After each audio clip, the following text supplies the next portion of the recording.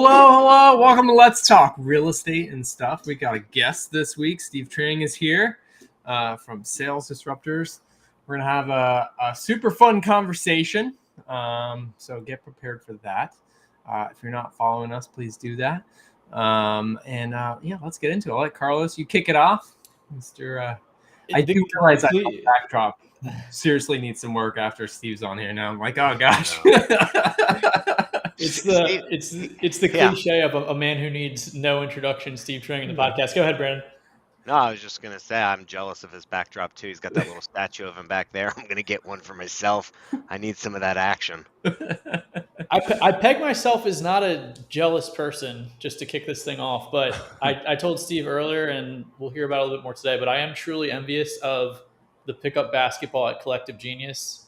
Family Mastermind needs to pick it up. And I want to kick off asking Steve just what got you into sales training with, I'm assuming, so many opportunities if you wanted to venture out of wholesaling, investing, brokerage, stuff like that. Like, I'm sure you get pitched stuff every week, and saying no is a challenge for you. So I'm curious, what got you into sales training? So what got me into sales training was when I decided to go in this direction in 2019, I had no idea really how big a deal John Martinez was. So I thought the ocean was this giant ocean of opportunity. I was aware of him, right? But I had no idea the reach he had, right? So I was like, well, I mean, I see an opportunity here. Let's go for it. We got a lot of positive feedback. You know, when Max Maxwell invited me to speak at Wholesaling Elite Live in 2019, March of 19. I was like, well, we've got this thing we do, our sales process. Let's just share it, see if people find it to be valuable. And they did. We got a ton of awesome feedback. And then after I did it, you know, some of the seasoned guys, we had, who was it? The guy that runs, it was Don Ross was there. Joe Taylor was there. Jason Nickel was there. And they're like, yeah, that sounds a lot like John Martinez. Like, oh, thanks. Right. But, you know, we had so much positive feedback. So many people wanted our version of it. And so, you know, as an entrepreneur, as a capitalist, you know, there's a need, there's an opportunity, you fill it. Right? Find out what the market needs, figure out how to fulfill it. So that's why we do sales training. And what did you like about sales before we talk about like your, high level, big picture philosophy? Like, what did you like about it so much, kind of being, you spoke about before in your podcast, being maybe more so like introverted, and I think like engineering background or mathematical background, like even before 2019, like what do you actually like about sales and training salespeople? Nothing. Nothing about it. So I was always god awful at sales. I was an atrocious salesperson because remember my background's engineering, right? So before I got into real estate, I was an electrical engineer, a master's degree, right? So you say how badly afflicted I was with engineering, right? So when I got into real estate, I was really, really bad at sales. So bad, as a matter of fact, that I just at one point just threw my hands up in the air and said, I figured out marketing, I figured out operations. I'm just going to hire a bunch of pushy salespeople, right? Like that was my decision because I was so bad at sales. But then once I learned about how to do sales the correct way, I got really deep into it because it was like anything else that can be engineered, right? So like the reason why I was effective at marketing is because it's just direct response, right? If I spend X, I'll get Y. There's a science behind it, copywriting. There's a lot of science behind marketing. But up until 2018, I thought sales was just gift of gab. Either you get that charm and charisma or you don't. And it wasn't until 2018 that I actually learned that sales can be engineered too. So now we've engineered marketing and we've engineered sales. But marketing, man, that is a very, very tight competitive market, right? Sales, I mean, it's still a fairly blue ocean. So that's the reason why I'm in sales is because I was able to, through, a lot of blessings occurring all at once, able to figure out how to reverse engineer sales and teach it.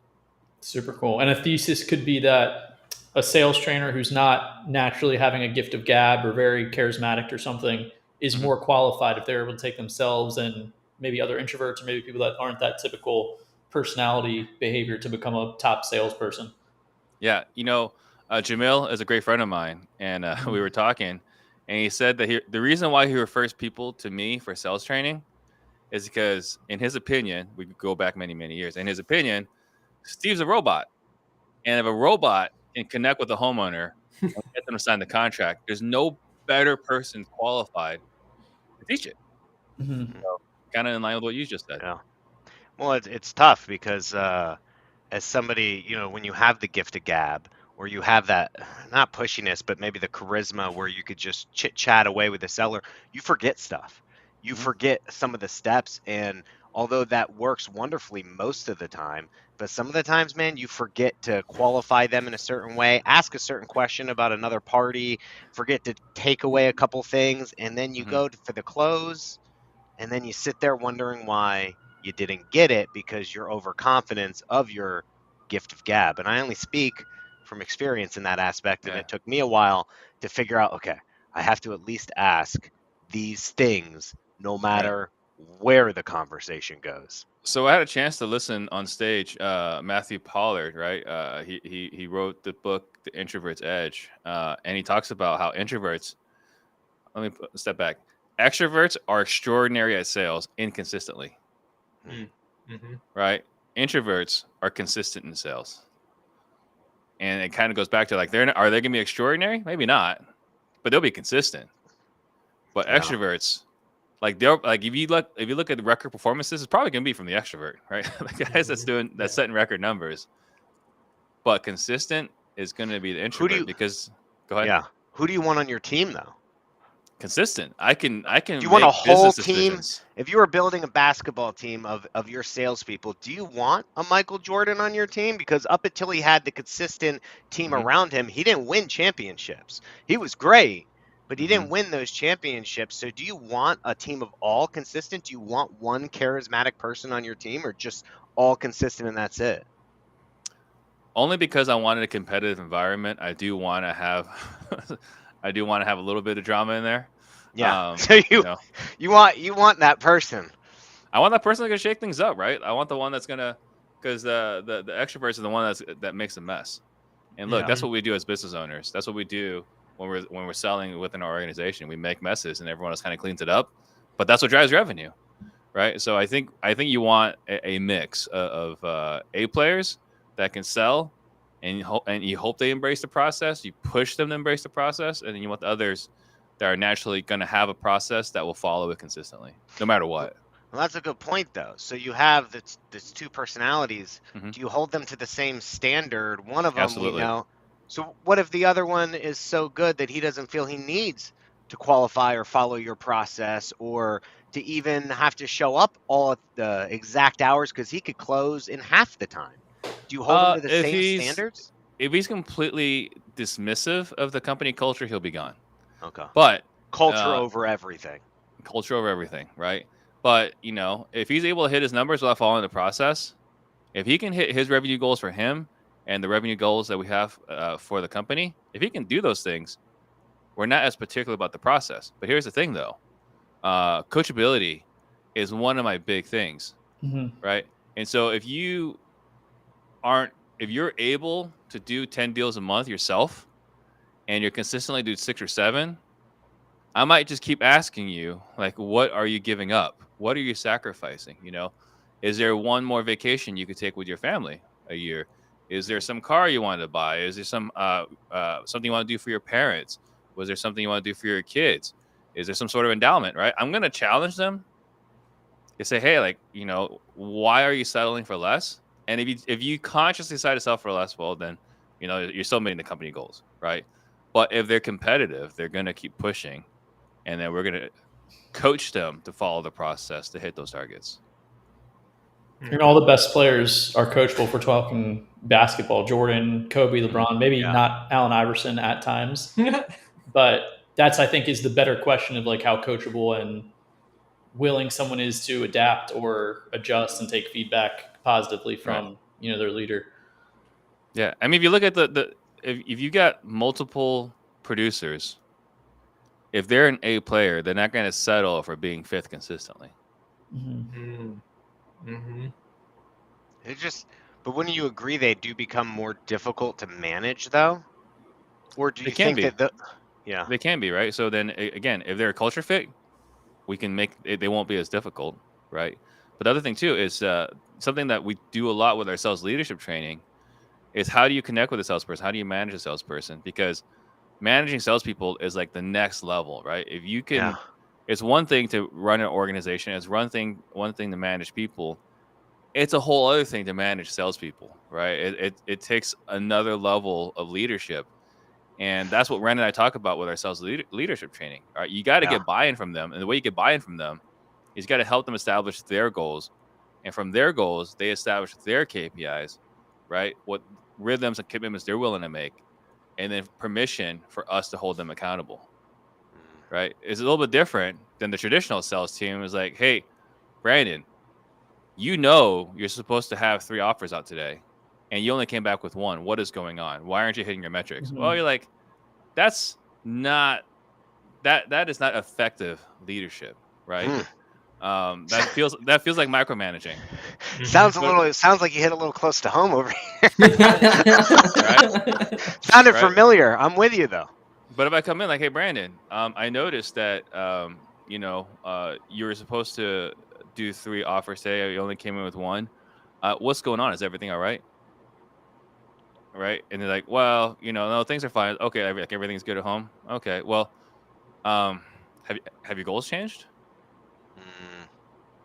Right? Have your goals changed? Like I remember just a couple weeks ago, you were saying it was really important to take your family out to to Europe. Is that no longer a priority? It's about you. It's not about me anymore. But if it's about Steve's company and you're not making enough money for Steve, it feels like micromanaging. Yeah. No, there's a huge difference between A and B of what you just did. Yeah. Huh. Yeah. So that's what we do a lot in the sales leadership training. What about like hiring and retaining those charismatic salespeople? Do you feel like they're harder to find and potentially harder to keep if they feel like their opportunities can be bigger than what your I wouldn't say company harder to find. I mean, they let everyone know. So I wouldn't say harder to find, harder to keep perhaps. But again, it goes back to that culture of accountability, right? Like, are they bought into the vision? We had this great opportunity to listen to Jeff Hoffman speak. He's the one that founded Priceline and Booking.com. And he only asks one interview question. And his interview question is what is your epic life goal? And if you don't have an epic life goal, you don't get to work at his company, right? Because there's nothing that he can hold you accountable to, right? If you don't want to buy your mom a house, if you don't want to get a bigger house, if you don't want to have a collection of cars, if you don't want to have all these ridiculous watches, I don't know, whatever it is, but if you don't have something that's a carrot that you put in for yourself, how can he help you, or how is it worth his time investing in you to get you what you want?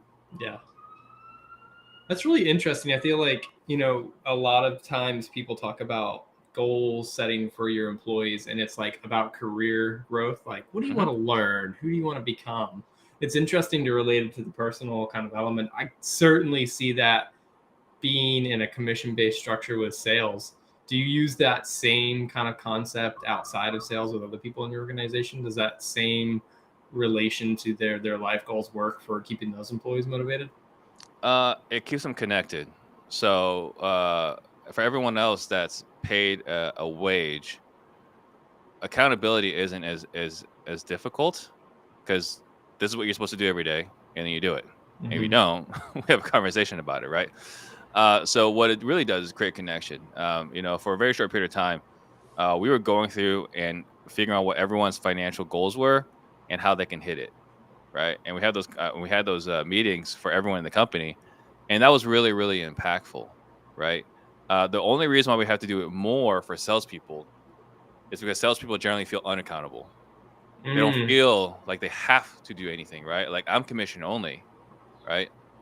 So we have to really, really plug into their goals so that they will hold themselves accountable. Just like all of us as entrepreneurs, we don't have a problem waking up early. We don't have a problem staying late to work on our projects. We don't have a problem working on weekends. No one needs to inspire us because we're only accountable to ourselves. Because the same thing with a salesperson. Yeah.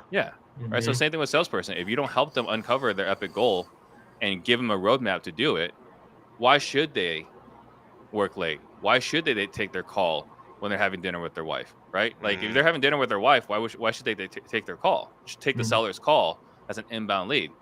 It can wait, right? Because this is only making Steve money. Who cares? Yeah. But Like, if this is now about like how Yeah. I'm going to take my family to Europe this summer, well, I better take this call because this gets me closer to my goal.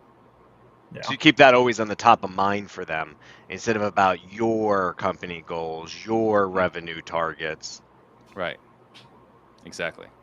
And is that stuff you go over in your sales training or sales leadership course? It's not something we go over our sales training because our sales training is geared specifically towards the salesperson.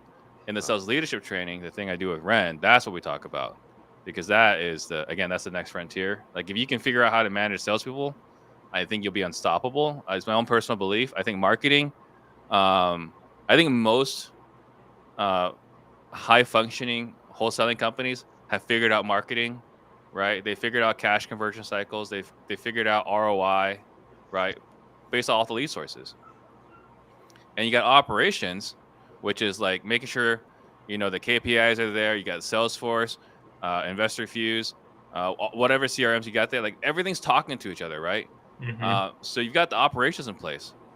So if the marketing is pretty dialed in, let's just say 80, 90%, and you got your operations dialed in 80, 90%, well, then what's the difference between a good wholesale company and an excellent wholesale company?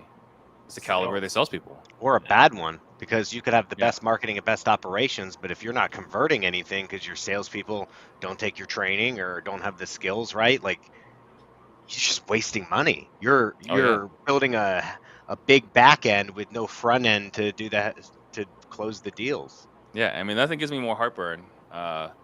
Unfortunately, this hasn't happened recently, but it used to happen all the time in the past. Nothing gave me more heartburn than like, dude, this lead came in yesterday. Yeah. Why has no one talked to this lead? Yeah. All right. Or, hey, like this lead raised their hand, said they're ready to go, but then I don't see any notes in here. Who talked to this guy and why are there no notes? The notes thing.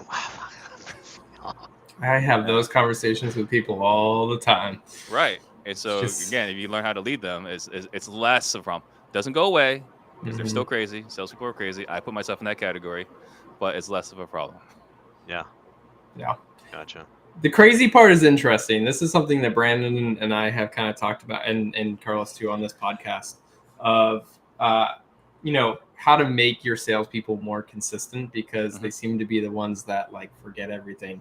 And I know Brandon, you have a set. What's your kind of? You've got like 8 elements to your training, and you do one per week, and then cycle through it again through infinite end of time. Yeah, it's 9 3/4 is what I call it. But yeah, after Harry Potter.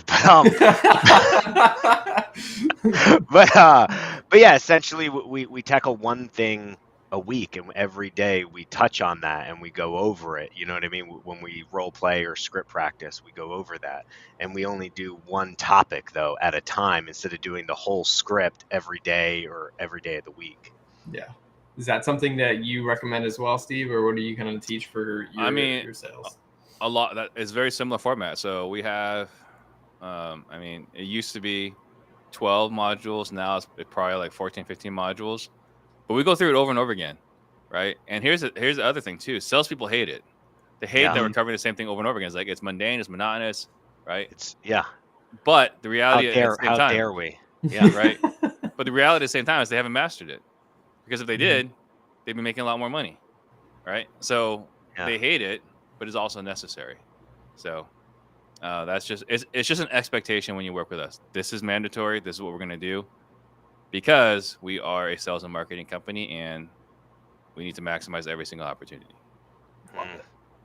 And I think it's powerful when you do something, sales, anything in life, when you kind of do something every day or with a certain rhythm, and you kind of get the compound effect of more of it becoming automatic and natural.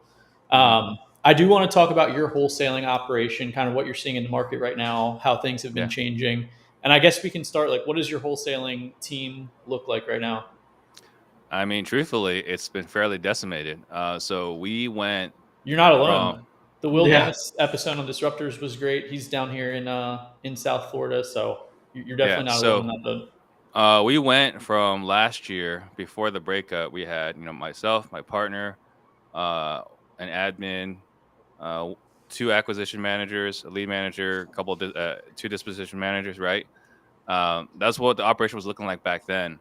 As of last Friday, right? I think a week ago today, it's me and our COO. Right. So he's running appointments, and we took it all the way down. Do I regret this? Not in the slightest bit, because I'm personally excited about starting a new regime where there's no one left over from the last situation, right? Mhm. And so, like, how for me is exciting that I can start over from zero and Yeah. doing everything exactly the way we know it's supposed to be, right? But at this exact moment, it's me and Jaden, right? So it's the Steve and Jaden show right now. I love it, dude. I love that you told us the truth on that and didn't, there's a lot of gurus who would have come up here and they wouldn't have admitted that, Yeah. they would have made some stuff up. Now you're going to start from scratch, as in hiring, bringing Mhm. in new sales bodies, training them Yeah. on your program, right? Right. They're going to be taking that program that you offer. Essentially, you're going to put them in the seat.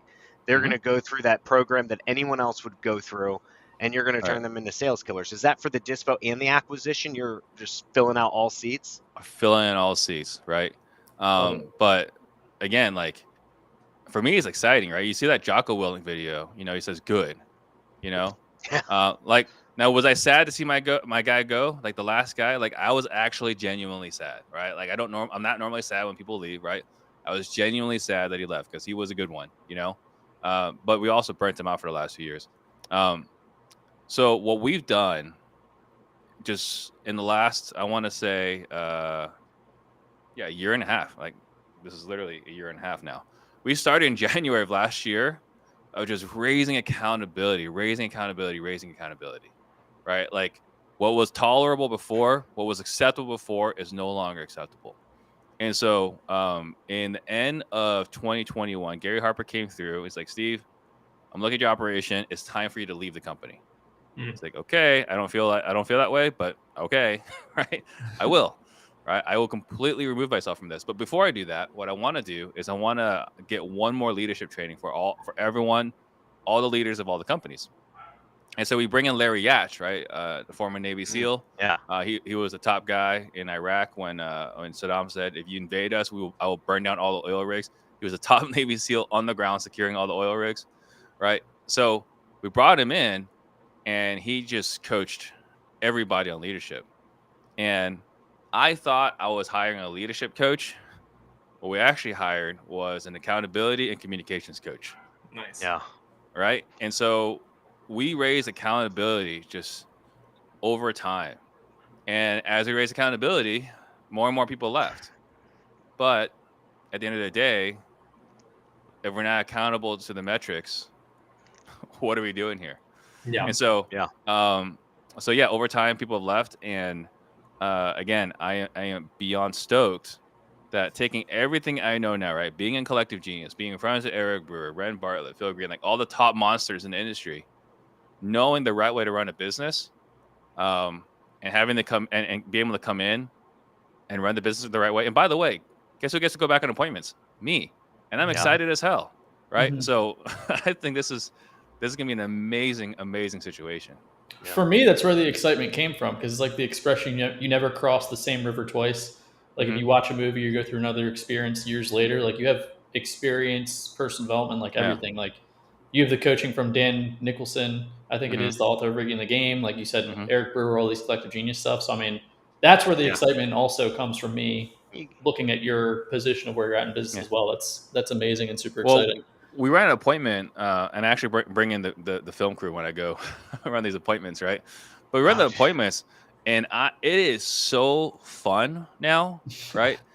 Because it's just a game, right? I Yeah. feel the exact same excitement as when I walk into the casino, right, with a couple thousand in my pocket to play some no limit poker. Like we're about to play a game, let's go, and that is the same amount of excitement I have when I go in to meet with a homeowner. Great mental framework to Cool. come from Yeah. for anything in life. Take Mhm. living another day, a sales appointment, a closing opportunity, put a deal together. Yeah. Great, huge leverage point and great mental framework to come from. I wanted to say, Steve, when you mentioned Larry, I have his book here Oh because yeah, I'm a huge fan of your podcast, by the way. I know I said it on thank the you. pre-show, but I wanted to say it on the actual show. Watching your stuff for years, and some of your interviews are phenomenal. I'll be in the gym listening, and I think it was with Ren. You had your interview, and he started reading, or you guys were talking about leadership and books, and I rewound it because I couldn't like pick up the name multiple times to get the name of this guy to buy that book because I was diving into leadership as well. I think this was like a year. It was a Mhm. while ago. Yeah, But last yeah, year. so picked up these nuggets from your podcast, and when you just mentioned his name, it jogged my mind that I just had the book sitting back here. But so thank you Yeah, for your show as well, because my that's how pleasure. I've picked up a lot of my tips too. But now before we get into like your actual sales training course, you brought up a good point about or where you have to hire all of your people again. You're going on Mhm. appointments. Now you get to pick this sales avatar, this person, knowing what you know, having hired all of these people, let them go, brought them on, some succeeded, some didn't. Mhm. What are you looking for? Like if I had to say, describe me your ideal date profile of a sales guy, Yeah. give it to me, like age, likes, dislikes, personality, hair color, whatever it is that you would be looking for now that you're hiring your first guy to put back on your new team. So there's a few different things. It's a wonderful question. There's a few different things that are an absolute must. Humble confidence, I think, is something that's absolutely critical, right? You got to be coachable but confident at the same time. I used to say cocky and humble at the same time, but I've since matured, right? So humble confidence. Um, Emotional intelligence. You got to be able to feel what the other person's going through, right? You have to have great situational awareness. You know, you don't want to have the guy that is totally oblivious to what's going on, right? So I think Yeah, super high emotional 100%. intelligence, um, wittiness. I don't know how necessarily you measure wittiness, except for maybe in an interview. But we do part in the disruption, and like those guys are amazing trash talkers. Like you can't put anything past them, right? Yeah. RJ Bates, he's a friend of mine. It might not look like it if you watch the show, right? But he is a friend of mine. And he doesn't follow our sales process. He doesn't, but he follows a sales process, right? It's his. But the reason why it works so well for him is that he has the confidence, but B, he's incredibly witty. You can't put anything past him, Yeah. right? So I think that wittiness has to be about, um, and then going back to other core values. We talk about the coachability. The I think they got to have a commitment to the team, and I think they've got to have. I would go back to the biggest thing is they just have to want to get better, right? So There's something that completely turns me off is when they're done growing. Yeah. I just give up on the human being Mhm. when they're done growing, when they're done Mhm. learning. That's a turn off for anybody that you come Yeah. across. what about, so we talked about some, we'll call them like character traits, right? These Mhm. character traits or personality traits. What about age, Oh, income, um, background? age is not as important to me. Really? I mean, they have to be at least probably late 20s, probably. And the only reason why is that we want people with real life experience. And so this is going to sound totally ridiculous, right? But I want someone that if you want to go hard, right? If you're single and you want to go hard on the weekends, I don't care. I did that when I was single, when I was young, right? That's not a problem with me. What I do require though is someone that's learned to hydrate themselves so they're not Yes. hungover on Mondays. All right. So someone that's had life experience that understands if you're gonna Yeah. go hard, but also recover. Mhm. Um, Someone if they've got kids, they know how to handle when they got sick kids. Do they have a support system in place where they know how to handle it if one of their Yeah. kids gets sick, right? Because this is something that happens, No, right? We 100%. like it's a crisis for some people when their kids get sick. Like, okay, if you're that kind of person, it might not work here. So someone that's learned how to handle situations at home. And then the other thing is, and I'm really glad you brought this up. The other thing is someone that needs to make money. So Yeah. the mistake I've made the longest time is I would hire all these young hustlers, right? And then I'd be like, dude, why aren't you why aren't you working harder? What is going on here? And like you told me you wanted to make 100,000. You told me this in an interview. You've told me this multiple times. Your activities and your words aren't really lining up here. What's going on? And the reality was they only had like $30,000-$40,000 worth of expenses a year. And so if you only need to make $40,000, that's how much you're going to make. You're going to make what you need, not what you want. So responsibilities, like you're looking for, is that what you mean? Like you're looking for someone with a decent amount? No, I'm looking for someone that's made significant financial obligations, right? Someone that's got a nice car, nice house. Oh, okay. Right. Like hopefully they live in a gated community. Hopefully the kids are got private lessons for whether it's for like a private school. Like my kids, right? My kids are in kung fu lessons, piano lessons, swim lessons, right? All film lessons. Swim. Oh, swim. I was like, okay. Yeah. Right. So it's not cheap, right? Putting 3 kids through all 3 of these things, right? So I'm looking to hire someone that has these kinds of expenses and obligations. And look, we've had the honor of coaching the best sales teams and organizations around the country. And I completely missed it when I was coaching them. But then when Ren pointed out, it was so obvious. Everyone we coach that runs a good operation, their salespeople look more like us than young hustlers. 100%. Right? So so we're looking, it's not that I need you to be older, it's just I need you to have life experience and obligations. Yeah. Someone that's skin in the game of life. Yeah. And it's almost like Parkinson's law, but in finances instead of like time to complete an activity, if you will. Yeah. If you live with your mom, you don't need to make money. Like that's just reality. Mm-hmm. I had somebody. Yeah. I'm sorry, Brandon. No. What's funny is my mom is actually living with us now. We just had a baby. She's there helping out. So yeah, my mom.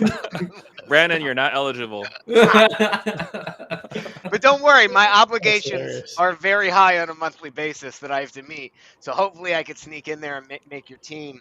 But I get where you're going. So it's obligations, not so much responsibility. And we talked about these traits. Is there a cheat code you use? And by cheat code, I mean like the PI index, Myers-Briggs, anything that you use to bring them on? Yeah. We won't hold an interview unless you've done a predictive index. So PI, okay. PI, we love PI. I saw a PI. It's not the only one, but I love that one for sure. For that one, I'm looking for someone that's got an A above the 0 line, right? So, because then they're independent, they don't have to wait for approval, right? Yeah. So I'm looking for an A above. The B, the social, it's not really as important to me for acquisition, right? It should be above 0, but that one's not as critical to me for acquisitions. But for dispositions, I do want to be a little bit higher. The C, I prefer the C to be below the 0 line, so they're more driving than stability.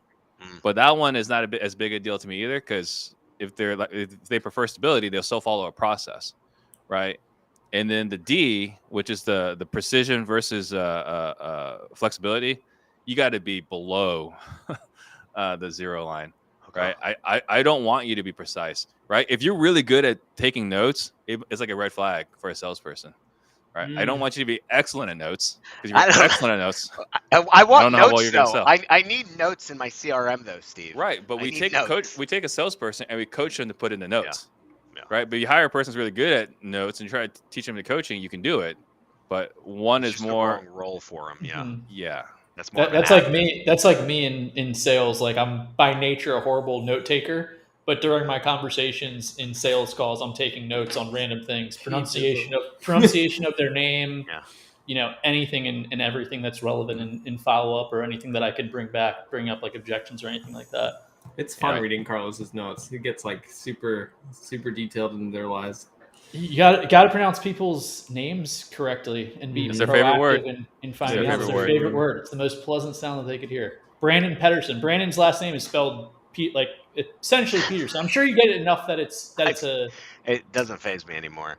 Well, that's what I'm saying. The last name, but I always am making sure whenever Brandon's introduced somebody. I call that like the Michael Scott method, like, because if you ever watch The Office, like he's very particular. He's like old school sales, and that's the thing is like I think we go back to old school sales style of stuff. And I know over the last couple of years it was more order taking, but I think those little nuances, especially on the buyer side, I think that's a huge difference maker, and I don't think enough people do that. On the acquisition side, with my virtual sales team, like I don't even want them saying people's name, because if you butcher, it's an insult. You butcher somebody's name, they immediately know you don't know them, you have no business calling them. So we don't even say their name. Hey, how you doing today? I don't want you to say Mr. or Mrs. or try to butcher it up. We try to keep it as easy as possible and not insult people because names can be Absolutely. difficult. Oh man, like my name, it's John, and people know it's John, but then somebody will call me Jonathan. I'm immediately mad at that person. Like, Wait, is your name, is it not Jonathan? No, you can't make John from Jonathan. Why not? Because You there's can. no H there's H at the end. I don't know anybody that has. I've met a couple of Jonathans. Like, why is there an H in your name? They're like, it's the biblical spelling. I was like, oh, I didn't know. No, Sorry. no. Oh, I didn't know that either. Anyways, but like it's like I introduce myself, hi, I'm John, and then they'll come back and call me Jonathan. I'm like, no, not happening. Yeah, I get Steven every once in a while. Mm-hmm. Like, is it not Steven? No, It's just Steve. It's just Steve. I just assumed it was This is Steve. why names are important. This is why I don't say names until That's a good safeguard. That's a good Man, Yeah, Brandon's losing this sale quick. until 100%. He called him Jonathan, called me Steven. Like, this is over. I don't even do it until we're at the contract point where I'm looking up in county records your actual name and I'll be like, can you spell your name for me, please? Oh gosh. So your sales training itself, if I explain to me as somebody looking at my sales team and saying, man, they need some training. If I signed up, what's happening? Like, am I just a lot of things? And let me just preface this. What I don't like about a lot of courses is they're meant for Brandins of the world and not for Brandin's team, right? Like they set it up to where, hey, the owner comes and I'll train the owner. Now you go back and train your team. Or are you training the actual individual salesperson? Can I bring my whole team? Can my team take this module? Or are you just relying on me to go back and regurgitate everything to them? If we're relying on you to go back and regurgitate it to him, we failed. Thank God. Thank God. Because, going back to we're talking about rigging the game, right? The thing that we know, the most unreliable part of every system is the humans. So the fewer humans that are involved, the better, right? So as far as our training, it really depends on which level that you sign up for, because we do the weekly calls with myself, we do the live events with myself, or we have the salesdisruptors.com community where Ian is the coach, right? But in either capacity, the avatar is the acquisition manager. It is never the business owner. It makes no sense for the business owner.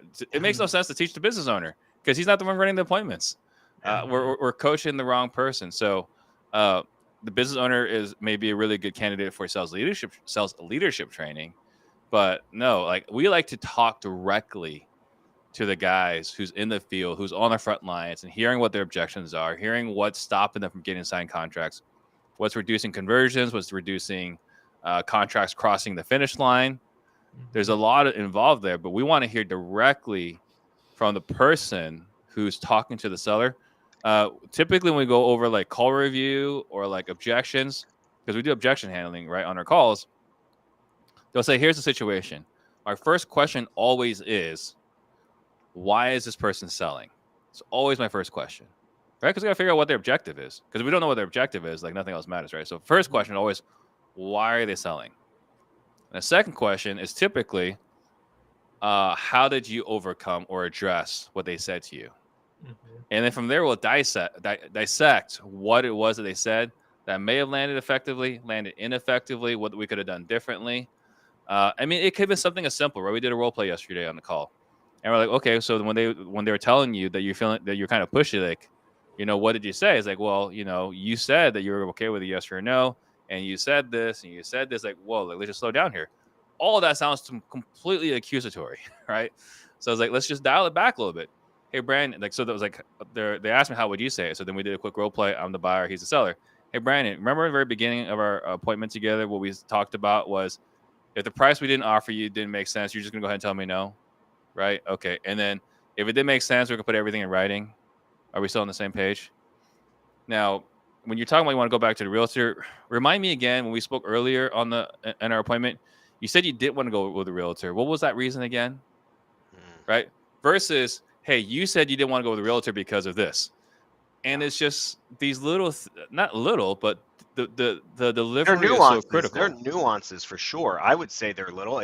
You're saying the same thing, but you're saying it in a different way, which creates a whole different reaction because there's a Mhm. different meaning behind those words. I always say words have exact meanings, and some people don't understand that. Yeah.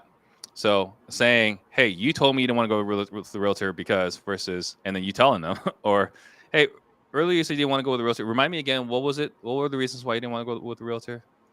And so they can repeat it again. It's like, okay, so knowing that you don't want to go with the realtor, I don't understand what's going on here. Right. So you're doing these in the morning calls with the people who sign up for your course? It's not just For them those, watching videos? for the course, they get that with Ian.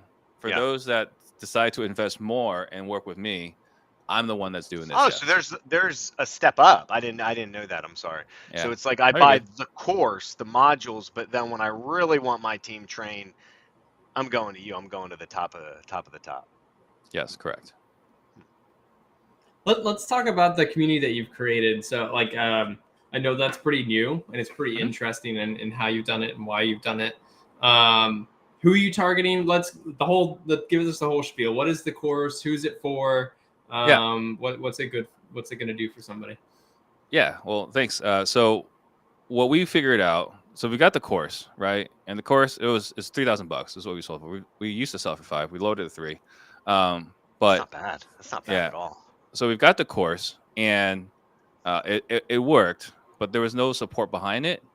And then on top of that, what we experienced in 2022 was that a lot of people got hurt. 2022 and Q1 of 2023 is a lot of people got hurt in the real estate game. And as a consequence of getting hurt in the real estate game, they had to dial back their investment in their team, right? Which I totally understand, right? I'm in the business too. I totally get it. And so we made a conscious decision to then broaden our user base. So we went from real estate only to a general sales training. And so that's what the community is for. The community is for anyone that's in sales. And the reason why it's only $97 a month is because that's what we believe a person who's working for another company is willing to invest in themselves, right? A business owner, Brandin, might be willing to spend $3,000, $5,000, $15,000 to invest in his team. But if you're working at State Farm, $97 a month is probably about the most you want to spend, I would guess, right? On your own. What we did is we did $97 a month. It's a community that's ran by Ian, right? But as part of that, to kind of give it this lift, is we just included every course I've ever recorded and we just put it inside the community. So anyone that, and by the way, anyone that's ever bought the course before also gets unlimited. They get lifetime access to it. So if they bought the course before, they get lifetime access to the community. But if they never bought the course, they pay the $97 a month and they instantly get access to the course as well. So Yeah. it's and one of the things that I realized later on was, I learned my sales, I read the books and this and that, but it wasn't until I actually had a coach that it all kind of clicked. But not only was there a coach, but I was in a classroom with other salespeople. So there was a little tribe, little community going on there. And so for our community, the idea is you got Ian as the head coach, but you also have other salespeople from across the country supporting one another, right? So that's the purpose of the community. I think having other people support you will help you achieve your goals faster. That's awesome. I love the principle too of just like, if you're willing to invest, like that example that you gave, if you work for a company and can spend 97 a month on yourself, I really do think whatever bigger power you believe in, you get that back tenfold. It's $97. Like, Yeah. bro, if you're not making that, I don't know. You need to go work somewhere else for Go time. move back in with your mom's house. Go move back in with your mom. I was curious, Steve, because I mean, community is huge. Pace, who you've had on, amazing guy, always teaches or preaches, community collaboration, stuff like that. What does that look like exactly for someone that's joining, as far as being able to communicate with other people? Are they like listening to call recordings together, or is like one salesperson helping close another seller lead of one person's maybe more of a beginner? What does that look like exactly? Not yet. The end. If we have a roadmap, and so for me, where I would love to be in a year from now is that we've got like the car sales guys, we got the solar guys, we got the insurance guys, we got the realtors, and then someone else, one person from each group will rise up to be a leader in each one of these subgroups, right? But we're still so early. I think this is 6 weeks since we launched it. So we're still fairly early in it. So I think we only have like 67 people that are paying the 97 a month, you know? So, and then putting in all the people that bought our courses before, we have over 100 people in there. But yeah, we don't have that yet. But that is the vision is when we hit that critical mass where we have other people bringing other people in. And by the way, part of it as well is the affiliate model, right? So like everyone that's in it can refer their friends and family, and get 20% forever on whatever they sell. So we're plugging into that Andrew Tate model, right, where he went crazy on TikTok, where all the affiliate marketers, it worked really well. All the affiliate marketers were just promoting him just to get the $50 one time, right? We're doing 20% forever. It stacks up, man. It's a great model. It's 100% great. So you're looking for disruptors to rise up. You're like rise up disruptors, just one of them from each group, leading the way, helping. Yeah, it's not bad. That's cool. I love that. Speaking of that, real quick too, scan the QR code, guys. It's an honor to help Steve promote this. So scan that QR code if you guys want to check it out. I'm excited. That kind of reminds me a little bit of SaaS Academy too, which is the software mastermind that a lot of the SaaS real estate products are in. And there's kind of like little clicks. Like there's the real estate investing, like wholesaling ones. There's gym ones. There's accounting ones. All these different ones. That's kind of how I'm seeing the future vision for that too. Yeah, absolutely. Listen, I'm just slow. I haven't taken my ginkgo biloba today, so I apologize if I'm just not picking up on what you're putting down. Sure. So as a sales manager, owner of the company, whatever you want to call me, I want my team to get better. Am I paying $97 per seat for each one of my guys, or am I just signing up for your course? How do I start this relationship? Like, what is that I'm, because that's where I'm confused. Because at first I thought, okay, I'm paying $97, but then you said it's the sales guy who pays the 97. What am I doing? If I say to myself, man, my training sucks, I'm doing something wrong. Instead of me meeting for an hour every day or making them listen to me, I want them to listen to Steve or Ian and this community. What am I signing up for to get my team fucking closing deals? So I would say there's 3 different options, and I don't mean to confuse, right? But here's what I would say. I'm writing it down. Let's do it. Yeah, if someone were running a powerhouse operation and is managing salespeople, my recommendation would be the sales leadership training. That's with Ren. That's with me, right? So the business owner would get coached by Ren twice a month, and then I would coach your sales team once a week. Right, that would be what I would recommend for a business owner with salespeople. That's a very expensive product. That's our flagship product. Gotcha. The second one would be just sales training with just me, right? If someone wanted to train with just myself, that's $15,000, right? And I train your whole team. Doesn't matter how big a team is, right? Then the next thing for a business owner is they may decide to pay the $97 a month themselves and just have the modules, right? And with just the modules, they wouldn't be in the community, or only one person would be in the community, right? But they could just watch the modules, because the modules are there for lifetime access, not lifetime access, for access as long as you're paying the $97 a month. Or another thing they could do is they could sign up for $97 a month and then just get affiliates for every single person they sell underneath them in their team. That's not a bad idea. Going back to this 15K thing. So it's like, if I wanted you to train my team, how long is that for, and how much training is my team getting? Like, are you meeting me daily? Are you meeting my team daily, weekly? Because on the leadership, it was one time a week in sales, but for it'd be the same. Same? It'd be the same. It'd be the same. So it's the same it would offering. almost make sense to do this. It's the flagship, obviously. So if I join the sales leadership, I'm getting everything down line as well, which is usually how they're all set up. And I still get the affiliate model that you set up too. Yeah. If I want to sell other people on your products, because I'm making so much money from this training. Okay. Right. So there's 3 different things. So I like the sales leadership. That was my thing. So I took John Martinez's course, and listen, if you read my script, you're going to read there's a little bit of everyone, but John Martinez is coming out of there, because that was who I initially had learned from. One thing I thought I was getting there, which I didn't when I left his event, because it was in person back in the day, was I thought I was getting not just trained on how to do sales, but I thought I was going to leave with how to train my people, like the leadership aspect of it and how to run my sales team. And I didn't get that.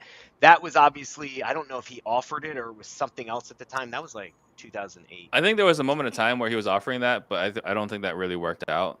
He had Yeah. someone else helping him facilitate that. So when I decided to launch it, I intentionally picked someone that's already doing 120 deals a month, That's who crazy. was in 8 markets, managing 50 salespeople with 6 sales managers and 1 sales director. Right? Like, it's one thing to have read the books. It's one thing to actually execute it and implement it, right? So there's theory, and I love theory, right? But there's also real world, and that's how the world works. And I actually was approached. It's like, Steve, you're the sales guy. Can you teach how to manage salespeople? I was like, absolutely not. Like, that is like the biggest bane of my existence. I hate managing salespeople, right? But when I identified Ren and I saw how good he was at it, it's like, okay, that's the guy. At some Yeah. point, I hope I get to work with that guy. And that situation worked out to my favor. So, question, because this just came into my mind. Don't know if this is already maybe downline, you're already thinking of it, or maybe it's a business idea. But like, have you thought about, or do you offer? So if let's say you train me, and I'm a one-man show, maybe I got a TC and all that, and I'm like, Steve, I'm ready to hire people, but I don't know where to start. Are you going to help them hire people, and then like that's another service that you do provide, and then they bump up into that leadership program? Like, because that's one of the people's biggest problems is finding, at least I believe, I'm sorry, It is. I It, believe it, it's a it problem. absolutely is one of the biggest problems. And so we actually talk about how to do it within sales leadership. Okay. Right. So we talk about the job ads, where to place the ads, how to figure out when someone's BSing you. Right. Like, Yeah. it's a whole, I think we spend like 2-3 hours when we go over sales leadership training on just posting the ads to when they actually come through the front door, because there's so many places where things fall through the cracks and we bring in the wrong people. You know, like I said, I'm so excited about starting our company anew, right? And a big reason why is that now that we know who we want, we can keep everybody else out. It's not about bringing people in. It's about keeping the wrong people out. Yeah. Very nice. And it's you're gonna be, what's the word? It's almost like you're gonna be living proof, or you're showing people using your own tips that you're giving them in your course. You're putting it into action yourself. So you're kind of like a guinea pig. Like, listen, I'm gonna do everything that we teach you. I'm doing it to start my team from scratch. It's a big difference than just adding on people versus starting from scratch. Yeah. And the other thing too is just, as a quick tangent, recruiting is a sales and marketing business as well. Like, we got to generate a ton of leads, and we're going to get a bunch of crap, right? And then we got to sift and sort to find the ones that are worthy of working with us. So many people are like, oh, I got 5 candidates, I'm going to pick one. It's like, no, like, it's a very, very real possibility the first 15 candidates you talk to aren't worthy of coming in. Like, you gotta market, get people to raise their hands, and then you can figure out which ones you want to bring in and which ones you want to keep out. And these are all in person? For us, yes. Like they're coming into. Do you believe in the other model? The virtual model. Yeah. So we talk about sales leadership just now, right? And then leadership is one of my favorite topics. If you look at the journey of an entrepreneur, including wholesaling, the very first thing is, right, how do I get a lead? Right? How do I find a motivated seller? How do I get their phone number? Right?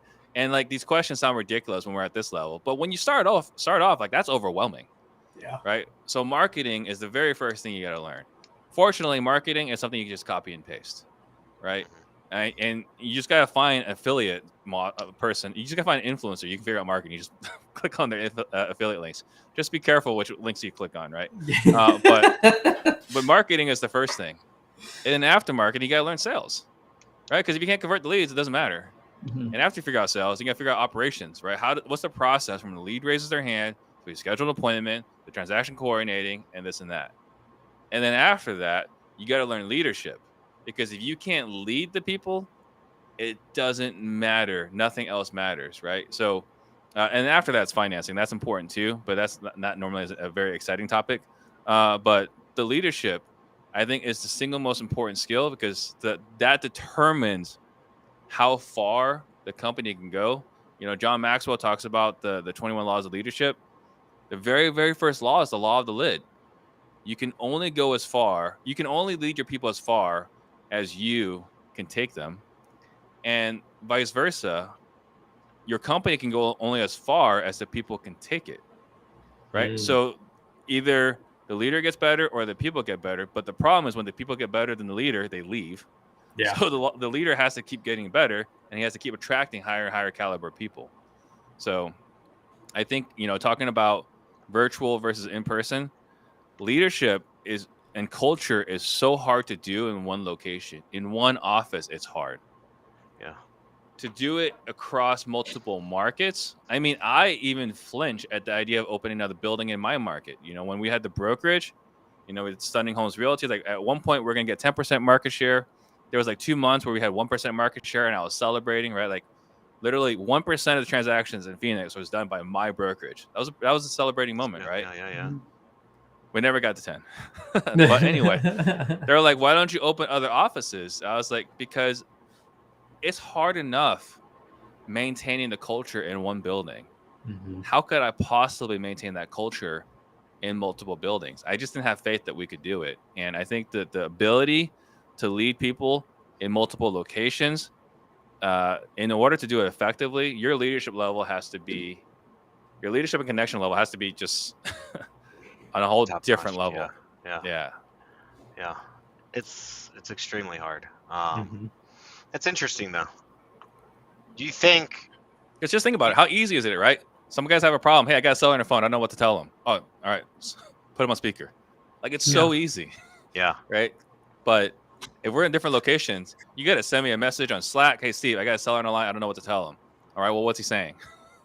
It's your response time. And that's if you see the message in time or they're sitting there with their phone in their hand going, shit. Yeah. It's interesting, like the virtual team, I think, and we're at Investor Fuse, we're 100% virtual, and SaaS business is, I think, a little different than the culture that you would need to grow for sales. But I wonder if a big reason that people choose virtual is less about the financial impact of I can get cheaper talent than it is easier for me as the business owner, because I don't have to show up every day at the office. I don't have to be the leader my team needs 100% of the time. It's just the 10% of the time that we're on Zoom calls.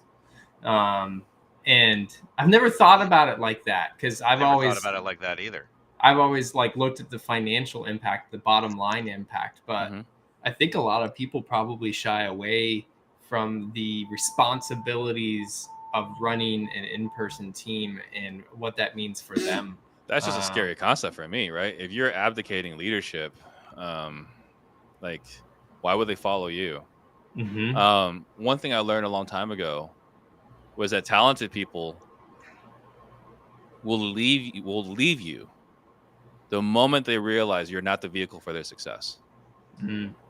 Right? Like, I was a hustler at some point, right? When I quit my engineering job, when I got into real estate, I remember my broker was like, hey, I've got this client who's looking to buy an industrial space, probably a warehouse that can fit a truck, a large truck, right? I can't remember the specs, right? So what did I do? I went and I pulled all the properties that met this criteria, and I went to go door knock all the business owners in the area. I mean, I was driving all day to hit all these different warehouses, right, that were listed available on LoopNet. The reason why I didn't work out with him was because I was willing to work harder than he was. He was abdicating the responsibility, right? And so if you're not going to lead me, then I will either find someone else to lead me or I will lead myself. Right? But you cannot abdicate leadership. I think that will... That will cause some problems. There's a big difference between abdicating your leadership and delegating responsibility. Mm-hmm. And I think Yes. a lot of people get those two wires crossed, or they get them mistaken, where they think they're doing one, but in reality they're doing the other. Because, like John said, it's like I only have to be a leader 10% of the time. Mm-hmm. But leadership is a big thing. You don't realize it. I know I didn't realize it. I mean, just when I started, I was so, as a realtor, you're so used to doing it on your own because that's how you're trained. Even if you're on a team, even if you have a broker, it's just you. No one Mm-hmm. else is responsible for you. You got to go out there and do it, and you have to do it all. When you're a realtor, like at least when I started, there was no such thing as a VA. We didn't have Yeah. Upwork. The internet wasn't around, so you couldn't even hire assistants unless you were willing to pay an actual American who lived in your town to come sit Mm-hmm. in your office, and you were paying them 30 some K a year or whatever your area is. And when you transition, like when I transitioned over wholesaling, I carried that same mentality of doing it all myself. No one teaches you that to be a leader, which is why I find your sales leadership course and what I was looking for back in the day from the Martinez course, because no one tells you that. And you can't Yeah. scale, I think, without it. I know I hit a Oh, you ceiling, can't. and I bounced off that ceiling hard and fell very hard because I didn't know that lesson. Yeah, one of the things that going back to, we're talking about abdicating leadership potentially, is if you're jumping on and leading only during the Zoom calls, you might have this misconception. I know I've had it, that people will work as hard as you. Here's the reality. This is from Larry Yach's book, Larry's Law of Leadership. You can't lead other people how you want to be led, because if you do, what's going to happen is you're going to have this frustration, right? Like, if someone works for you, generally speaking, they're not at the same level you are. And so you got to lead more intentionally. You got to manage, potentially feel like micromanaging more until they demonstrate the capability where you can empower them, right? Like all the leadership books, all the books out there talk about empowerment, right? And it's great. I love empowerment. But you can only empower once they've demonstrated capacity and competence. And what happens is we want to empower them. Hey, I'm going to give you 1 day of training. I'm going to give you this login to CRM. Leads going to pop up. Call those leads. That's what a lot of people do. Yep. Right. Well, but they haven't demonstrated the competence to hand it off. Right. Yeah. So you gotta micromanage more until they've demonstrated competence, and then you can manage less and less and less. So Larry's Law of Leadership, I violated so much, was that I would lead people how I would want to be led. Because look, you tell me what the result you want, and if you give me nothing but just the result that you want, I'll give you the result. It might not be the way you wanted it, but I'll give you the result that you want. Yeah. And that's how we lead other people. But they need more than just the results. They might need to know why is this important.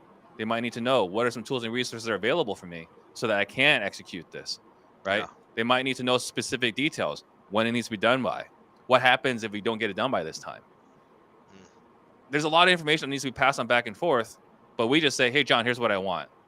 And again, it works for us because we're resourceful and we'll get things done. Yeah. Yep. But not everyone operates this way. Yeah. I just had that exact conversation with our lead developer who had Investor Fuse. He's got a junior developer, and he started kind of like asking the question, like, how can I help?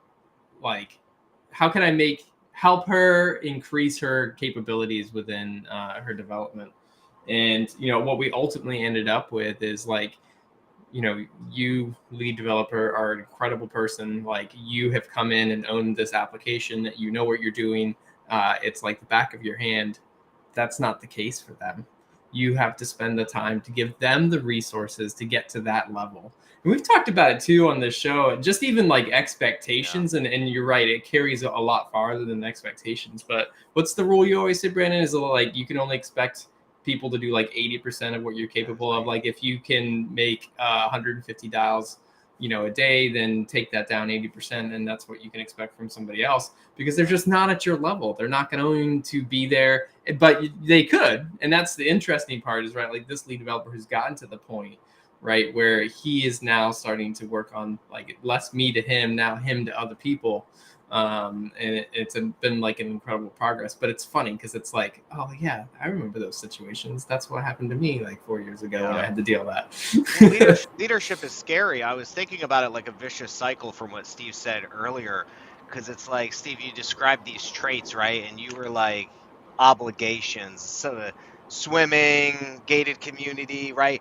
And so as a leader, it's like I may, and I'm going to say unintentionally not hire that person because I'm scared of my own ability to lead, to where I know that if I take Steve on my team and he has this monthly nut he has to make, and I don't hold up my end of the deal because maybe my operations or the dispo or whoever else it is on my team isn't up to par, I'm going to fail Steve.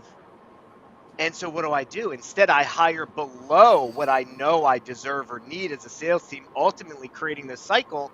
And I was just thinking about that when you were talking. I'm like, I wonder if that's it. It's the person's own inability of their confidence in their leadership or their ability to grow. Because you said that they'll only go as far until they outgrow you. Like if you're not your vehicle, if you're not their vehicle for growth and they go past you, they're going to leave you. Yeah. And I was thinking, man, that's a scary thing to think about as someone who's hiring, that if they're not capable. Yeah. So I think the other thing too, though, is you've been in business for how long? You said there was like no internet. It was like 20 years, 40 years. Well, listen, there is internet. I came in like 2009, 2010. I started in like foreclosures and stuff. Yeah. So I imagine in all this time you developed a lot of networks, like networking, relationships, and leads. Right? You've got probably ridiculous amount of data. So there's probably leads in your database that if someone were to go through just all of that data, that they could pull out deals. Yeah. So it's just the mindset. Right? What do you mean? If you hire a rock star and it's like, all right, look, right now, we're not spending depends on your budget, right? Like we're spending $10,000 a month in marketing, right? But we also have all this old data that you have the opportunity to comb through that you can make money from. Right. And because of their obligations and their responsibilities, they will go do the work. Yeah. Right. They will do the work that someone that doesn't need to make the money won't do. Yeah. Well, what do you say about the dispo side of things? Because I know we've been talking about, I assume we've been really heavy. Like all of this is centered around acquisitions, right? Getting the deal signed. But for hiring that person who's doing that work, I mean, they're still reliant on that dispo person. So you still have to have that balance. It's not just on the leadership. It's not just on the acquisition. You have to make sure you have that backside, because God, you're knocking all these deals down or getting contracts signed, and then they're not closing. Not because they're not good deals, but because maybe your dispo guy's not up to snuff.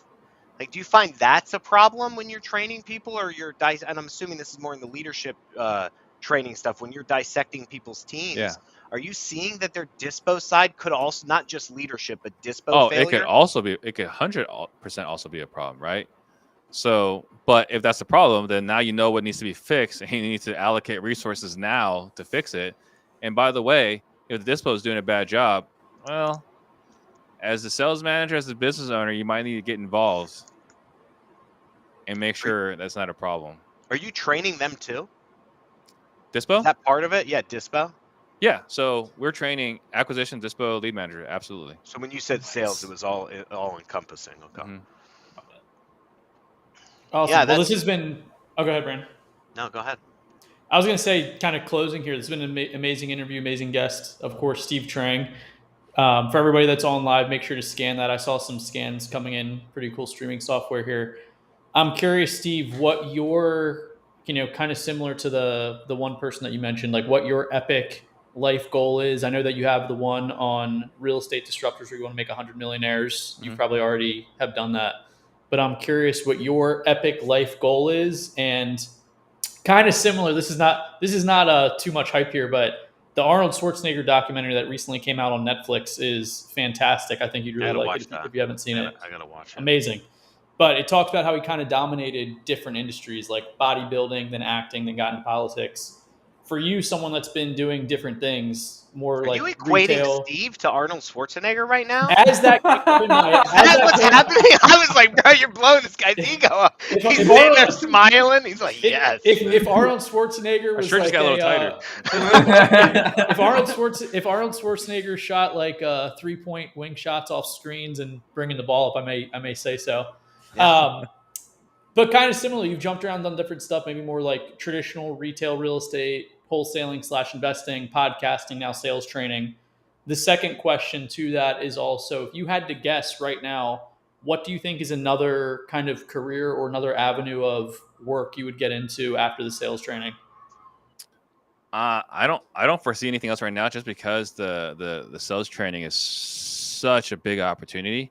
Because sales right now, we're known on the real estate side, but there's a giant blue ocean across all industries, right? So like, you know, I think sales leadership, it doesn't matter what industry you're in, salespeople are crazy, right?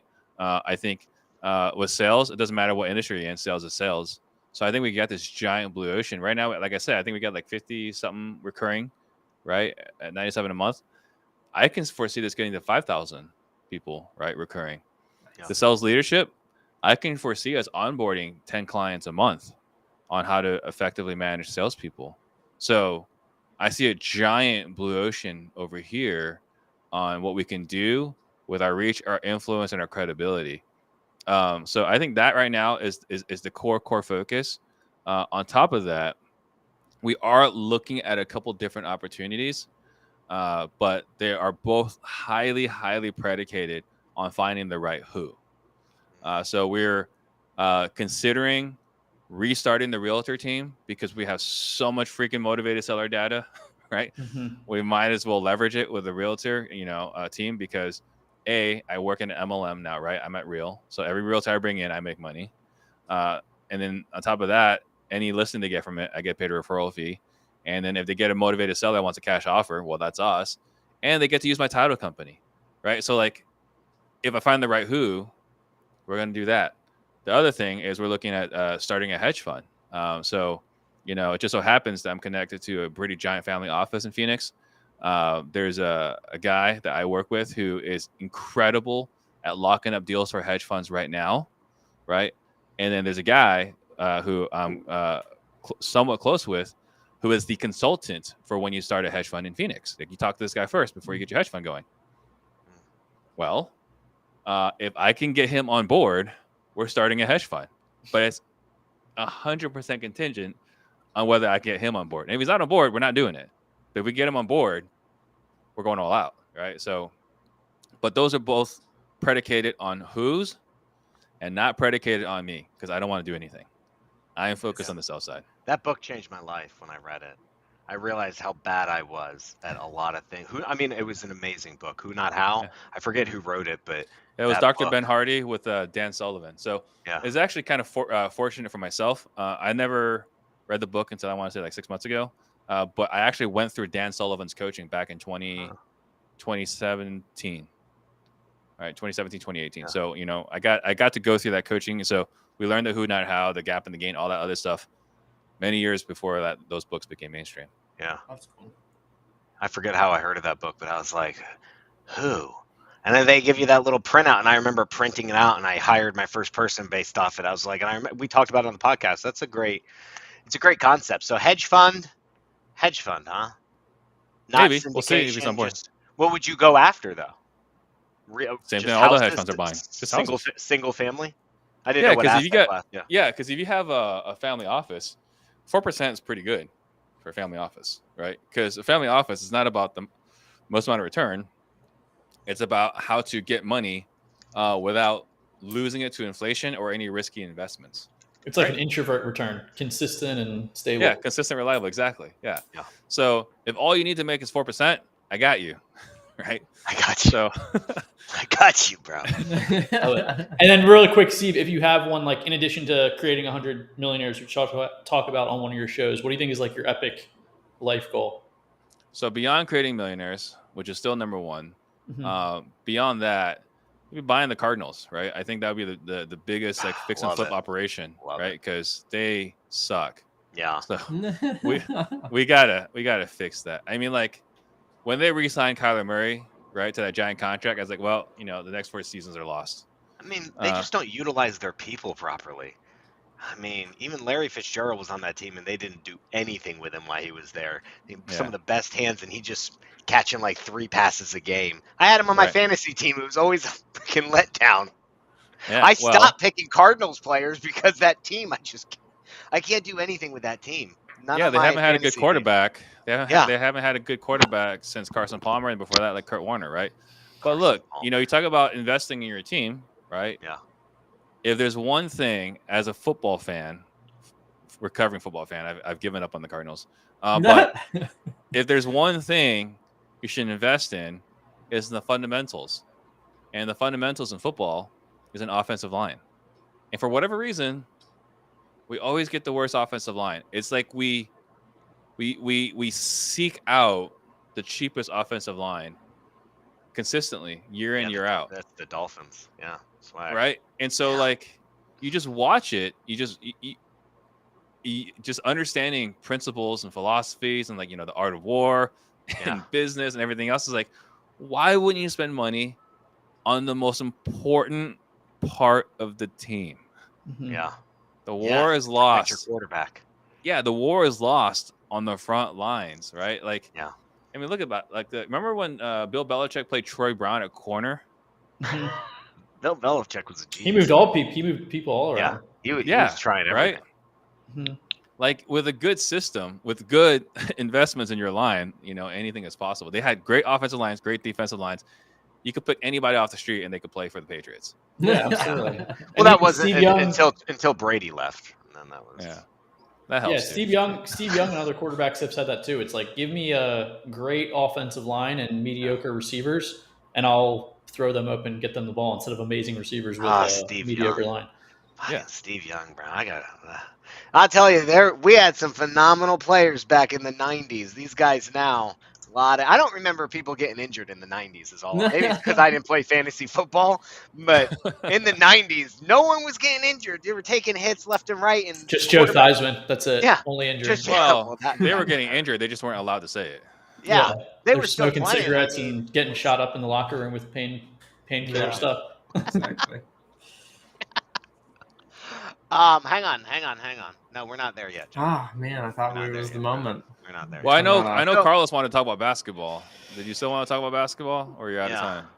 No, I got time. I mean, I led the interview here. I'm not jealous, but definitely envious. Just going to other masterminds, and no one has the level of collective genius pick up basketball. So I wanted to pick Steve's brain on that. Like, how did that happen, and how can I get that? That's all that you guys post about. I follow Collective Genius, and every time you guys meet, there's like 2 posts about the actual meetings, and then 10 posts about people playing basketball. That's the highlight. That's the highlight. That's what's fun, and like any team sport, like I played soccer growing up and everything like that, but mainly pick up basketball, even training in the off season for like college soccer. Like that's where you have camaraderie, and you can even, as someone, I would consider myself very emotional intelligent.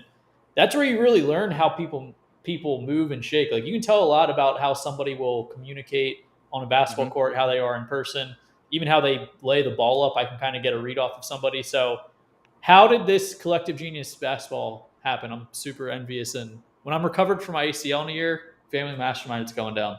Yeah, definitely. So I remember when I joined CG in 2020, I did the onboarding call, right? Because there was a sales trainer there. He left. So there was a vacancy. Leon Barnes, who was the membership director at the time, reached out to Gary Harper, like, who do you got? And Gary's like, oh, Steve's your guy. So I get a call from Leon. It's like, hey, you interested in joining Collective Genius as a sales trainer? To which I said, hell yeah, of course. Yeah. Like the most qualified avatars for my product. Yes, I'm in. Yeah. Right. And so I joined, and on the onboarding call, we're not even talking about business.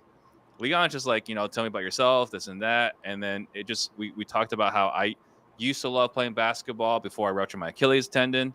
And he talked about how he loved to play basketball, but then he broke his ankle, I think, playing in an intramural league.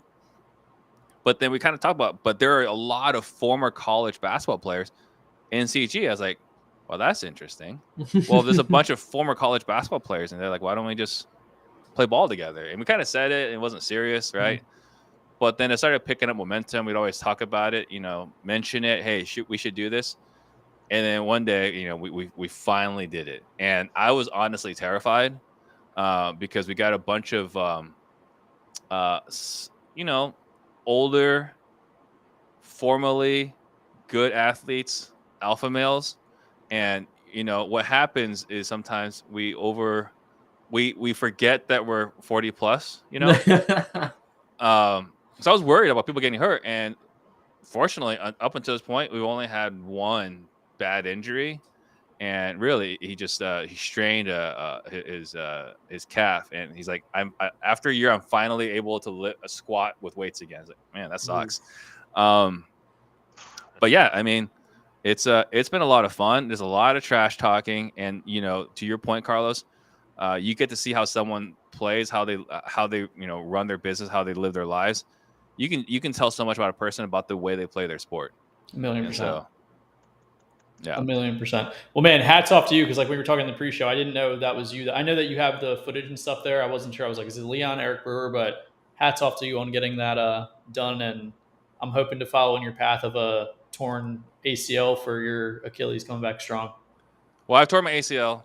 It's not as bad as tearing your Achilles, so you'll be fine. You'll be fine. Just one-upped you, bro. Yeah. Very cool. He injury one-upped you.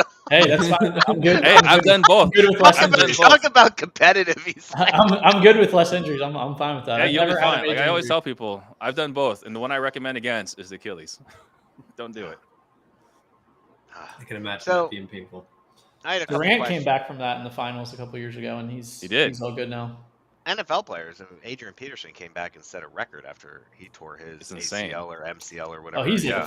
like a freak. Dude, freaking beast. Yeah. Yeah. He never got his proper due after that, though. That was it. He washed out and got traded and wasn't good on fantasy.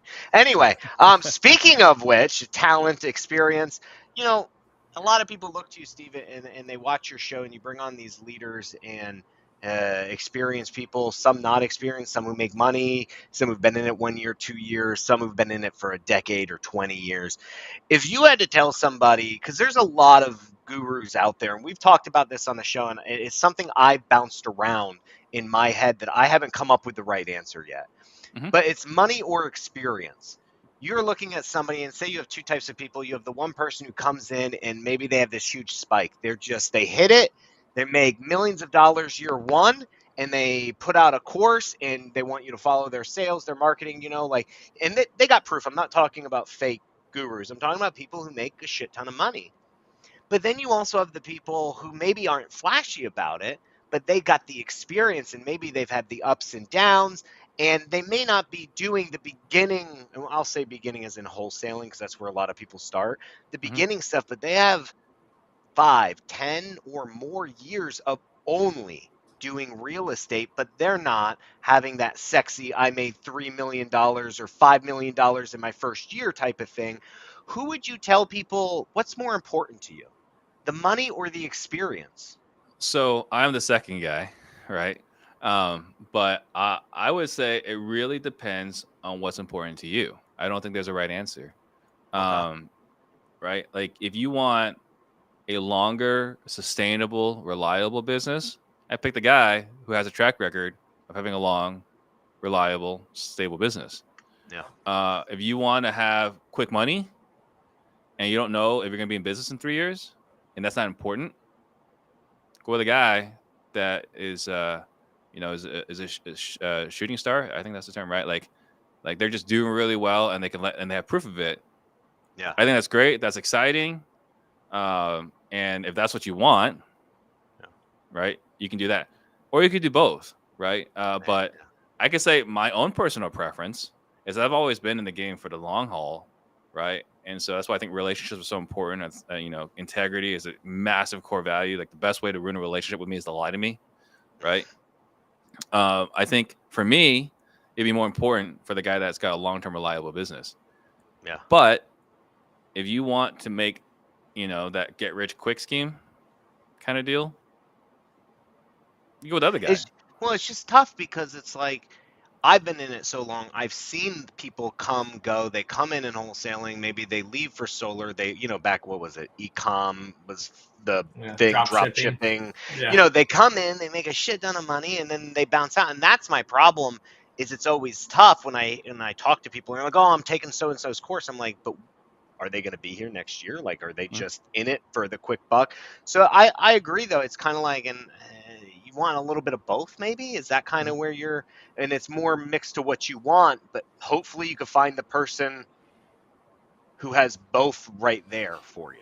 Yeah, I think really you got to figure out what it is that you want, and then I think the biggest thing is when they're going with a guy that seems like a flash in the pan. The biggest thing is they might not be so good at asking the right questions, right? And I think that's where they run into trouble, because if you ask the person, generally speaking, do you want a guy who's done it really well for a year, or do you want a guy who's done it above average for 10 years? I think most people would pick the guy for 10 years, but they're not asking that question, right? What they're seeing is this guy who's done really well and is flashing on social media. Like, okay, that guy's proof. That's what I want. But you don't appreciate experience until you've screwed up, right? Until you've failed. Like, I'll give another example. I remember, like, I was in this realtor masterminds for the longest time. Like, this open door offer pad thing is a problem, right? Like, why are they going to them instead of going to us? Or they're like, these new realtors are a problem. Why are they going to new realtors instead of us? Like, well, they don't know the value of a good realtor until bad things happen, right? You don't appreciate the caliber of who you're working with until the bad stuff happens. When the good things are happening, it's fine. It doesn't matter who you got. Doesn't matter. You can pick anybody. Right? Yeah. But, like, I have, through experience, right, I kind of laugh at the mistakes that some of these people make on the realtor side. And I shared it with my team. I was like, hey, I just signed the HUD. And I know for a fact that the agreement we made after the inspection period as a seller is not reflected on this HUD. So I gave my operator, my integrator, these specific instructions. If they call us today and tell us it's wrong, we're going to fix it. If they make a big fuss on closing day that is wrong, that's their problem. And their realtor is just going to have to do commissionectomy, just like I did back in my day. That ever happened to you? I remember my broker sit me down and go, Brandon, you're going to have to stroke. It was like a $4,000 check for a mistake I made. And he made me actually cut the check, and it hurt. It hurts. You don't make that mistake again, right? And that's I never did. But I saw this. I'm signing as a seller, and I'm just kind of like chuckling inside. And then I just tell my guy, hey, I know exactly what happened. He didn't get the addendum. He didn't send the addendum to the loan officer and the title company. Right. And this kind of goes back to, like, you can see, you don't know the quality. You don't realize the importance of caliber of the person you're working with until the chips are down. Yeah. Their ability to solve problems. The other thing is a question I kind of wrote down specifically for you as someone who I consider a leader in the industry, especially as one of the first people to really start a meaningful podcast in our industry. If we were starting an ethics board, right, just for wholesaling, and we teamed together a bunch of guys, what is one thing in this industry, if you were setting the rules on this ethics board that we all had to follow, what is one thing that you would do as ethic board leader in our industry? The one thing, or more, but I wrote down one. I would make earnest money non-refundable, no matter what, right? And this is, by the way, this is true in wholesaling and traditional real estate, because it's a complete disregard for homeowners to have a buyer cancel. This happens on the buyer side and traditional side too, right? The buyer will cancel on day of closing with a loan denial, and the seller gets nothing. So I would have it. This is the way it's done in Canada. Earnest money becomes non-refundable on the third day in Canada. I didn't know on the that. Traditional real estate, right? So I would make earnest money non-refundable within a specific day, right? Whether it's 24 hours, 72 hours, I don't know, 10 days, that whatever. Would really change some stuff, wouldn't it? Everyone's gonna be pretty honest. That would really change some offers. It would actually solve. I was thinking of some other stuff just about, maybe not if somebody makes an offer and I got a contract and you know that, don't try to one-up me on the contract. But guess what? Yours is like curing, mine's just solving like a symptom. Yours cures the disease, because you're not going to outbid me if you have to guarantee this 1,000, 5,000, whatever your deposit is, 500. It doesn't even matter at a certain point for some of these people. Most people don't even put down a freaking deposit. They Right. just write it in there and never make it. I never thought of that one. Yeah, we're gonna be very transparent. We're gonna operate with a lot of integrity. Yeah, you're gonna make better offers. You're not shooting wild numbers out. Right. It's not gonna Yeah. be Brandon 2 days before close. Hey, look, I know we said we could pay 125, but we're gonna have to be on 105. Yeah. Hey, my partner didn't approve this one. Yeah. Sorry, I didn't get partner approval. Yeah. So Okay. everyone is gonna be on the same playing field. The guy that's more ethically challenged is not gonna be able to beat us that are operating with integrity. And this kind of stems off, where do you think, because you've talked to so many people and you're a part of some very high level masterminds, direction of the industry in the next 3 to 5 years? Where do you see it going? And not just the industry is in wholesaling, but the companies that exist within it, the progression of them, or who survives, and how do you see us all coexisting in 3 to 5 years as a wholesaling industry? I think wholesalers and realtors will probably merge at some point. If you look at the dispo process and acquisition process, how is it different than operating like a realtor? Right. Only difference is the compensation. Money. Right. That's the only spent. difference. Yeah. Who Sure. you're marketing to, maybe a little bit. Who you're marketing, right? But as far as like solving the seller's problems, Yeah. right? same. I think Yeah. because if I spend money on a motivated seller and I come to you and I tell you, hey, Carlos, for the price you want, I'm not going to be your buyer. But tell you what, it just so happens that I'm connected with all the other investors in the Phoenix market. I know all the cash buyers. If I can bring a cash offer to you that works for you, are you still good at this price? Great. So we get a signed contract, right? At a price that I don't want to pay for cash, but I feel I can comfortably wholesale, right? And I go back to market it.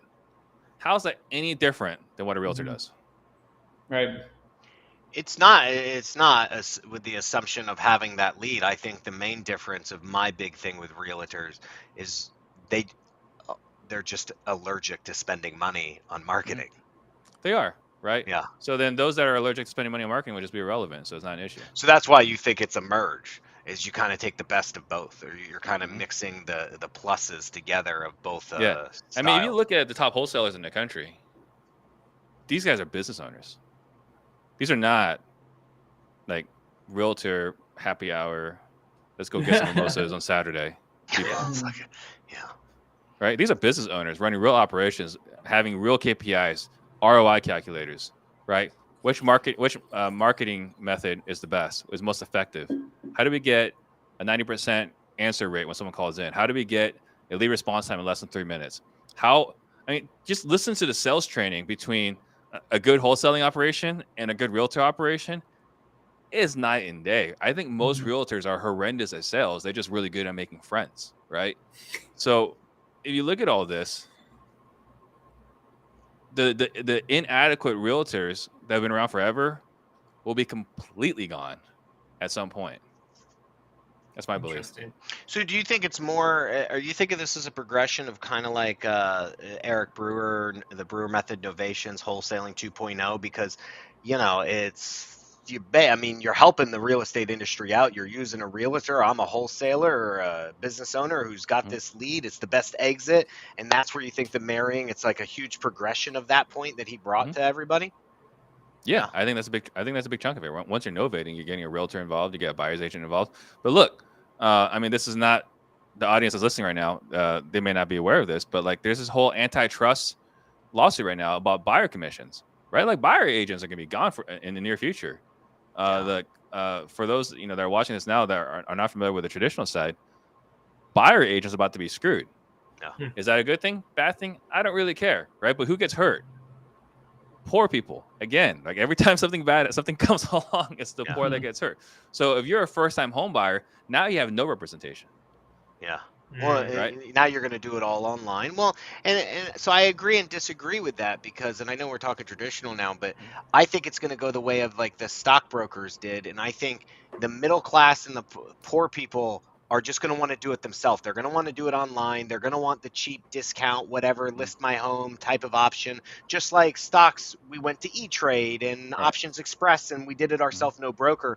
But I think the wealthy people, and maybe it won't be a buyer's agent, it'll be what they call like a single agent, right? Like somebody just representing them. I think wealthy individuals and I guess this kind of ties into you. Investors want that realtor to help them, and that's where a wholesaler comes in, right? A wholesaler helps that investor find both ends of it, right? And Yeah. with that realtor side, yeah, I could see that. I just think the middle is going to get gutted for realtors. And you just think about it, right? As wholesaling, wholesaling is mainstream now, right? Like 10 years ago, like, what's wholesaling? 5 years ago, what's wholesaling?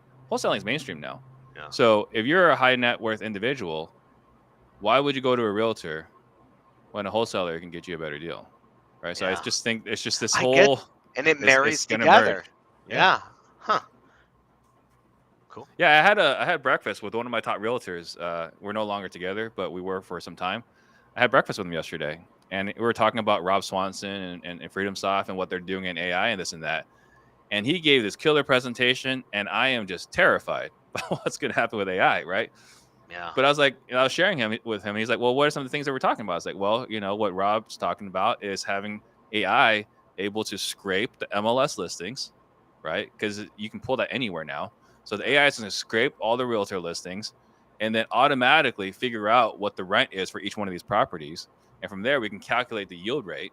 And from that, you can figure out, hey, for what I want to make on yield, here are all the properties that meet that yield, right? You can have AI figure out what is the typical expense rate, right? Like what is it between management, repairs, and this and maintenance? What's it going to cost? AI can pull all that. Why would you ever call a realtor when a wholesaler can just give you that information using AI with the tools that Robert's making? Yeah, I agree with you. That's a valid point.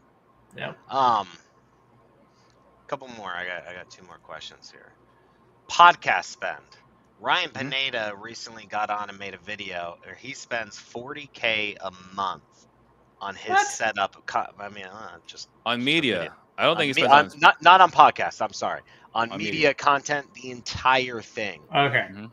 What is it that you spend, or if you feel more comfortable, where are you roughly doing for your entire media? Because you got 3 different podcast shows. You're putting out shorts. I mean, I've seen on your one part of it, you got a whole setup back there with a guy asking you questions. I mean, what is it that we could attain if somebody wanted to walk in your shoes and say, man, I hope to be like that one day? What's that expectation of a nut that they're going to have to be comfortable growing their business into? And I speak of someone who has that aspiration. It's about the same. Okay. So that's I would say I'm pretty comparable to Ryan. Okay. Yeah, and spend. He might be better at it. But when he said that, I mean, well, he's got better hair, but I mean, I feel like, remember, I mean, you were there first, man. Your podcast, your podcasts are different than his. And then my last question is, if you had a chance to ask God any one question, one question, and you would get immediate, clear, verbal response to it, what would that question be? Ask God one question. Yeah. And get an immediate, clear response. No symbolism, no nothing, no waiting. It would be a clear response. Who shot JFK? Oh. Have you ever seen, Grant Cardone did a podcast with an old school politician, campaign guy, and he discusses who shot JFK, and it's actually a wild scenario that sounded very plausibly real. Did he say the driver? No, CIA. Not necessarily, he wasn't talking about the person. I guess he was an addict. There was a lot of stuff going on that they just put him out of commission. So I have a friend whose dad worked, who had top security clearance, right? And he says he's seen with his own eyes, right? It was actually the driver, like in the reporting. How is that possible? Because it's back and to the left. I guess that'd be back and to the right. I don't know. Well, Robert RFK. Probably not a great question, but Yeah. That's what I'm curious. I gotcha. All right. Well, that's all I got. I appreciate you being on the show, man. That was it. I feel like these were some phenomenal, almost 2 hours that we spent. I know John has one last thing that we like to ask guests on our show. It's a little out of the box. John's gonna pull it up, and we're gonna you got to think about it though. You're in an arena. You have 50 hawks, 10 crocodiles, 3 brown bears, 15 wolves, 1 hunter with a rifle, 7 buffalo, 10,000 rats, 5 gorillas, and 4 lions. Pick 2 to defend you, but the others are going to attack you. You have to survive 1 hour to win. I mean, these are all things. They're all in the arena with you, but you can only pick 2 categories to be on your side to fight to survive for 1 hour.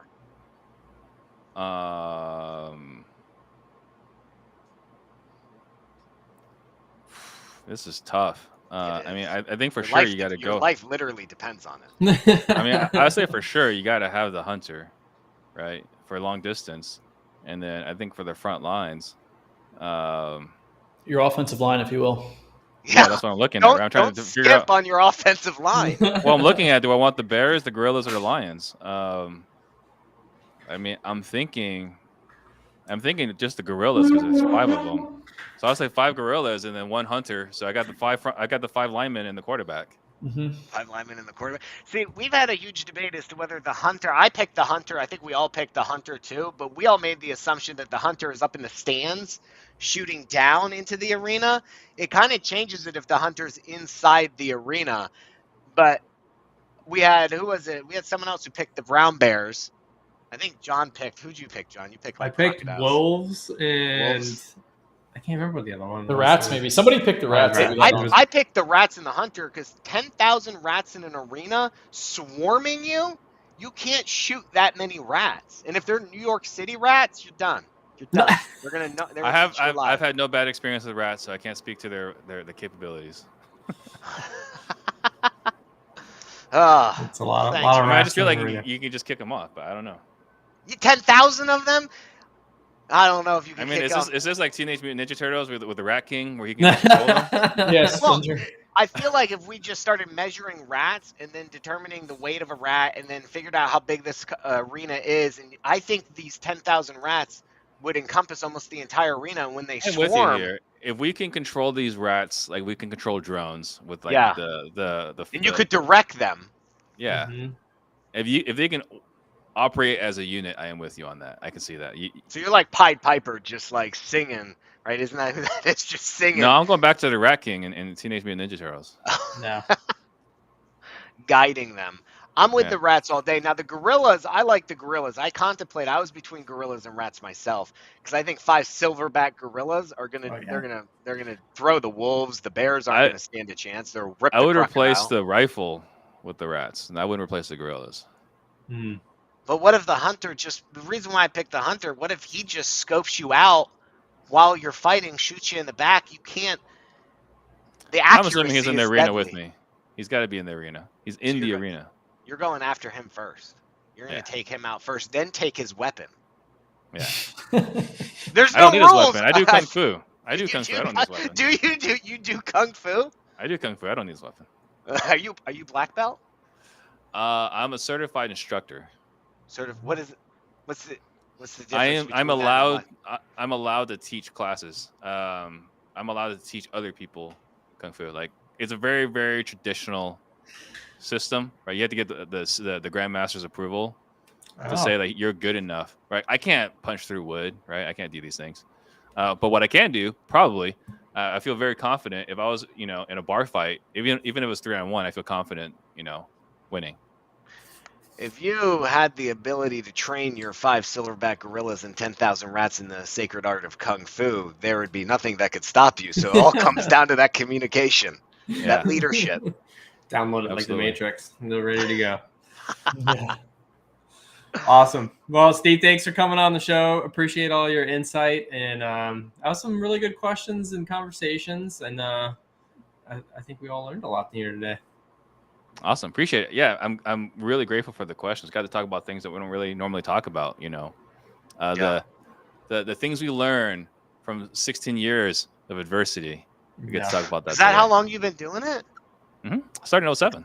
Wow. It's a long time. Survivor. Mm-hmm. Can't Those keep are me rare. down. We need some type of badges for these things once you hit milestone. I've got scars. I don't need. Yeah, I don't need the badges. I got the scars. it's like a warrior's scars on their face and on their arm. You know what I mean? Like that's yeah. Well, Awesome. thank Have a you. great day, everybody. Enjoy your weekend.